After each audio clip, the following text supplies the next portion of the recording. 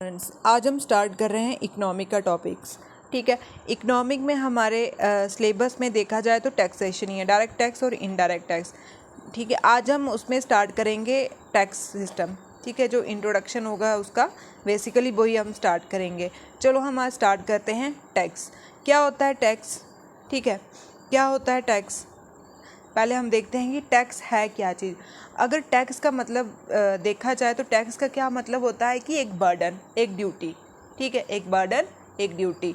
मतलब बर्डन क्यों बोलेंगे कि हमारे पास जैसे एक्स्ट्रा पैसे ऐसे बोल सकते हैं, या फिर अमाउंट ऑफ मनी, कुछ पैसे हम गवर्नमेंट को पे करते हैं। ठीक है, कुछ पैसे हम गवर्नमेंट को पे करते हैं, उसको हम बोलते हैं टैक्स। अब क्यों करते हैं? गवर्नमेंट ने क्या करना होता है? अब गवर्नमेंट ने जैसे बड़े बड़े स्कूल्स बनाए हैं, कॉलेज बनाए हुए हैं, मेडिकल हॉस्पिटल्स बनाए हुए हैं। ठीक है, वो उनके आगे वहाँ पे रिफ़ंड करता है। सोशल सिक्योरिटी स्कीम्स लगाई हैं तो वो इसी टैक्स को आगे उधर यूटिलाइज़ करता है। ठीक है, आई होप आपको टैक्स पता चल गया होगा।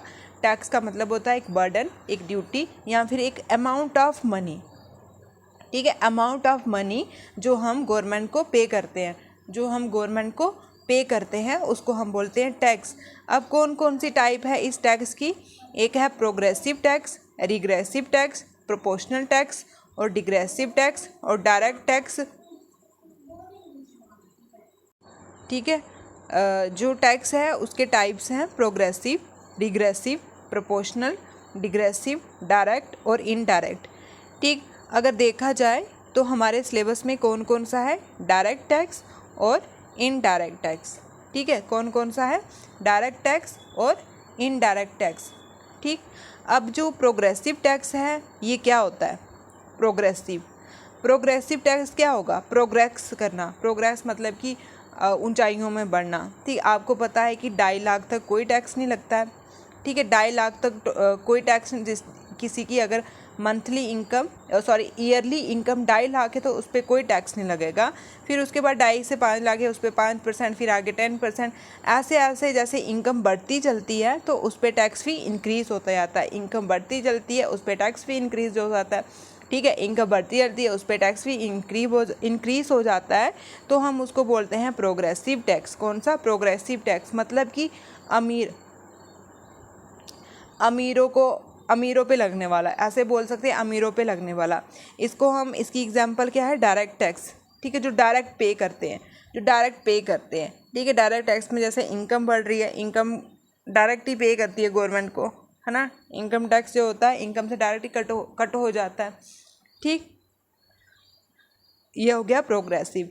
अब रिग्रेसिव टैक्स का मतलब होता है कि इसका रिवर्स है ये, प्रोग्रेसिव का रिवर्स है ये। मतलब जैसे जैसे इंक्रीज़ होता चलेगा, जैसे जैसे सैलरी इंक्रीज़ होती जाएगी, जैसे जैसे कंज्यूमर या कुछ भी प्रोडक्ट इंक्रीज़ होता जाएगा उस पर टैक्स कम लगता जाएगा। ठीक, मतलब गरीबों को और गरीब करना, ऐसे बोल सकते हो, गरीबों को और गरीब करना। इसमें एग्जाम्पल आती है इनडायरेक्ट टैक्स की, इसमें एग्जाम्पल आती है इनडायरेक्ट टैक्स की। प्रोपोर्शनल टैक्स होता है जो इक्वलिटी, ठीक है, इक्वल होता है, अमीरों में गरीबों में इक्वल होगा। ठीक, उसको हम बोलते हैं प्रोपोर्शनल टैक्स। और जो डिग्रेसिव टैक्स होता है वो किसका मिक्सचर होता है? प्रोग्रेसिव का भी और रिग्रेसिव का भी। स्टार्टिंग में इंक्रीज़ होना, बाद में डिक्रीज़ होना। ठीक है, ये कुछ टाइप थे, बेसिक टाइप थे किसके? टैक्स के। देखा जाए तो हमें सिलेबस में है डायरेक्ट और इनडायरेक्ट टैक्स। कौन सा? डायरेक्ट और इनडायरेक्ट टैक्स। अगर देखा जाए, जो एडम स्मिथ थे, ठीक है, एडम स्मिथ उन्होंने एक बुक लिखी है थ्योरी ऑफ वेल्थ। ठीक है, उन्होंने एक बुक लिखी है थ्योरी ऑफ वेल्थ। इस बुक में उन्होंने डायरेक्ट और इनडायरेक्ट टैक्स को डिफ्रेंशिएट किया। ठीक है, इस बुक में उन्होंने डायरेक्ट और इनडायरेक्ट टैक्स को डिफ्रेंशिएट किया हुआ है। ठीक है, अब ये कौन कौन से डायरेक्ट टैक्स हैं और कौन कौन से इनडायरेक्ट टैक्स हैं, पहले हम इनका डिफरेंस देख लेते हैं। जो डायरेक्ट टैक्स होता है वो हमने डायरेक्टली पे करना होता है गवर्नमेंट को। डायरेक्ट का मतलब डायरेक्ट, ठीक है, इससे भी पता चल जाता है कि डायरेक्टली पे करते हैं। एक जैसे बंदा है, इसकी गवर्नमेंट जॉब है, इसको सैलरी आ रही है, ठीक है, गवर्नमेंट क्या करती है? इसकी सैलरी में से ही, मतलब इसी बंदे से डायरेक्टली पैसे कट कर लेती है। तो उसको हम बोलते हैं डायरेक्ट टैक्स। और ये प्रोग्रेसिव होता है। What do you mean by progressive? क्या हमने पढ़ा प्रोग्रेसिव? जैसे जैसे सैलरी इनकम बढ़ेगी वैसे वैसे टैक्स भी इंक्रीज़ होगा, जैसे जैसे इनकम बढ़ेगी वैसे वैसे भी टैक्स भी इंक्रीज़ होगा, ठीक। और ये कंट्रोल करता है इन्फ्लेशन को। इन्फ्लेशन क्या होती है? इन्फ्लेशन होती है प्राइस इंक्रीज़ होना और करेंसी की वैल्यू कम होना, ठीक है। प्राइस इंक्रीज़ होना और करेंसी की वैल्यू कम होना, वो होती इन्फ्लेशन। और कौन कंट्रोल करता है उसको? Direct tax. और ये किसी के ऊपर नहीं शिफ्ट होता, कांट भी शिफ्ट, मतलब जिस बंदे पे टैक्स लगा है उसी ने ही पे करना है, जिस बंदे पे टैक्स लगा है उसी ने ही पे करना है, ठीक है। और उसके बाद आता है इनडायरेक्ट टैक्स। ये इनडायरेक्टली, मतलब इनडायरेक्टली देना पड़ता है। अब कैसे इनडायरेक्टली देना पड़ता है? जैसे सपोज हमने जैसे क्या ख़रीदा, एक बिस्किट ख़रीदा, ठीक है, एक बिस्किट ख़रीदा। तो हमें जो शॉपकीपर होता है वो सीधा बोलता है कि ये 10 रुपये का है, ठीक है। जो इस पर MRP है, जो इसका MRP है वो क्या है? 10 रुपये। अब जो MRP होता है उसमें टैक्स इंक्लूड होता है, ठीक है, उसमें टैक्स इंक्लूड होता है। क्या पता ये 8 का हो और 2 रुपये उसने हमसे इनडायरेक्टली टैक्स कट कर लिया, फिर आगे उसने पे कर देना। अगर हमें कोई बोले कि हाँ ये बिस्किट 8 रुपये का है और 2 रुपये टैक्स पे करो, तो हम डायरेक्टली थोड़ा ना मानेंगे। उसने क्या बोला कि 10 रुपये का बिस्किट है, इसका MRP 10 रुपये है और MRP में टैक्स इंक्लूड होता है, ठीक है। जैसे 2 रुपये हमने टैक्स पे कर दिया, हमने पे किया, किसको पे किया? शॉपकीपर को। और शॉपकीपर ने क्या कर दिया? उसको आगे 2 रुपये को आगे टैक्स पे कर दिया, ठीक है। हमने इनडायरेक्टली, शॉपकीपर ने डायरेक्टली टैक्स पे किया, ठीक। आपको समझ आ गया होगा इनडायरेक्ट टैक्स। ये रिग्रेसिव होता है, रिग्रेसिव होता है, ठीक है। जैसे जैसे इंक्रीज़ होती है प्रोडक्ट की प्राइस, तो ये आगे आगे डिक्रीज़ होता है। और ये डिफरेंट पर्सन पे लगता है, डिफरेंट पर्सन पे। जैसे दुकानदार ने टैक्स पे करना है लेकिन देगा कौन? कस्टमर देगा, ठीक। और ये इन्फ्लेशन को बढ़ाता है और ये शिफ्ट होता रहता है, ठीक है। अब आपसे क्वेश्चन पूछ सकते हैं जो डायरेक्ट टैक्स होता है वो कौन सा है? रिग्रेसिव है, प्रोग्रेसिव है, ठीक। और ऐसे ही पूछ सकते हैं जो इनडायरेक्ट टैक्स है वो क्या है? वो रिग्रेसिव है, ठीक। और जो डायरेक्ट टैक्स है वो किसको कंट्रोल करता है? इन्फ्लेशन को। और इनडायरेक्ट टैक्स उसको बढ़ाता है। अब इसकी एग्जाम्पल कौन कौन सी है? ये बहुत ही ज़्यादा इम्पोर्टेंट है। और ये अकाउंट के असिस्टेंट के एग्ज़ाम, अगर आपने प्रीवियस ईयर एग्ज़ाम पेपर देखे होंगे, हम उसकी आने वाले कुछ ही 1-2 दिन में हम प्रीवियस ईयर के पेपर भी सॉल्व करवाएंगे साथ साथ में। तो उसमें पूछा हुआ है डायरेक्ट टैक्स कौन से हैं, इनडायरेक्ट जैसे दे दिया उन्होंने, इनकम, कॉर्पोरेशन, सर्विस टैक्स, ये कौन सा है? डायरेक्ट है, इनडायरेक्ट, ठीक। डायरेक्ट टैक्स कौन सा है? Income, corporation, property, gift, inheritance, wealth, ठीक है। कौन सा है?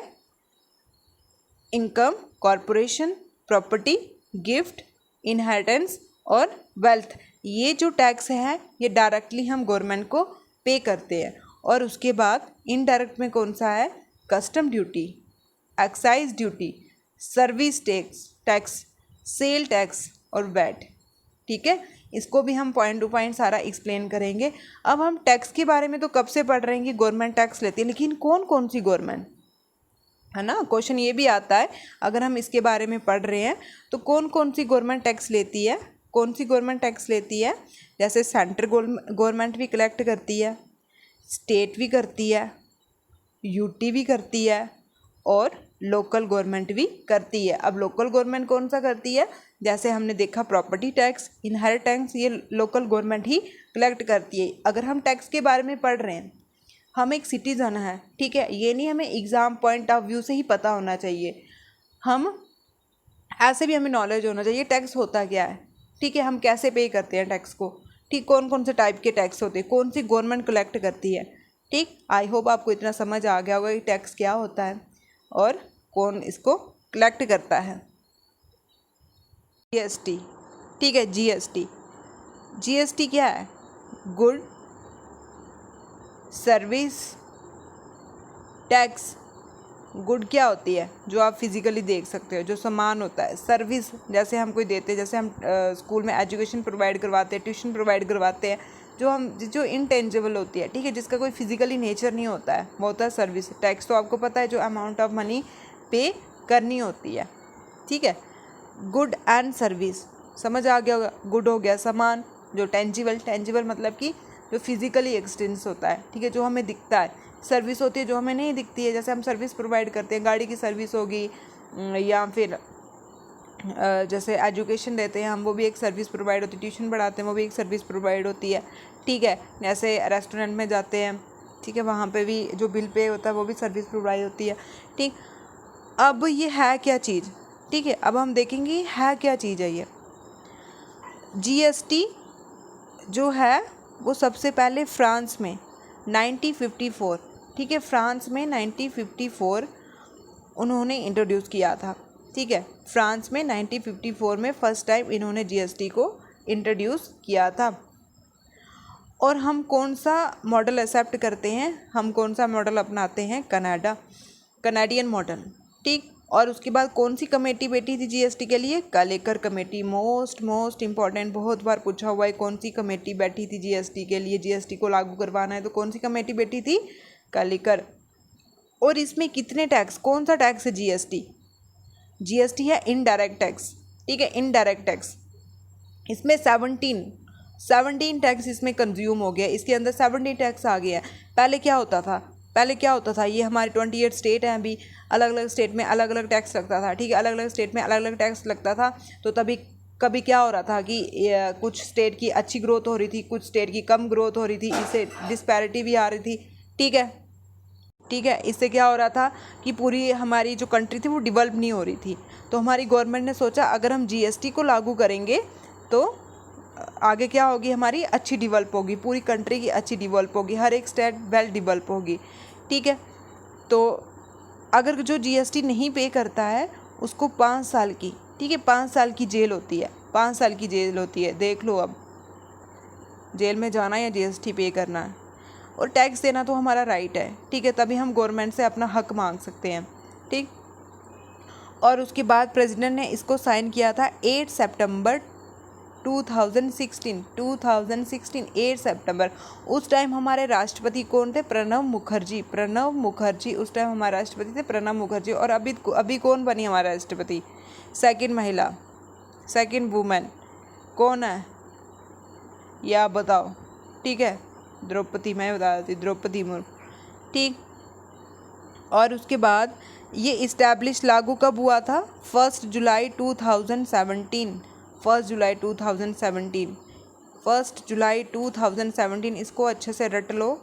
कब जीएसटी लागू हुआ था इंडिया में, 1 जुलाई 2017। फर्स्ट स्टेट कौन सी थी, ऐसी कौन सी फर्स्ट स्टेट थी जहाँ पे जीएसटी को फर्स्ट टाइम लागू किया गया, असम की कैपिटल कहाँ है, दिसपुर। कौन सी स्टेट है ये, नॉर्थ ईस्ट इंडिया की स्टेट है, सबसे ज़्यादा चाय यहाँ पे होती है, ओके, ठीक है। और सबसे लास्ट जम्मू कश्मीर, ठीक है, जम्मू कश्मीर की कैपिटल, 2 कैपिटल्स हैं, विंटर में जम्मू और समर में श्रीनगर, ठीक है। अब ये यूटी बन गई है, ठीक है, अब ये यूटी यूनियन टेरिटरी बन गई है, ठीक। फर्स्ट कंट्री कौन सी थी, फ्रांस। और फर्स्ट स्टेट कौन सी है, असम। मोस्ट इम्पॉर्टेंट, फर्स्ट आपको पता होना चाहिए, ठीक है, फर्स्ट आपको पता होना चाहिए। उसके बाद इंटीग्रेटिंग जीएसटी कौन से आर्टिकल में आता है, ये अभी हम पढ़ेंगे आगे।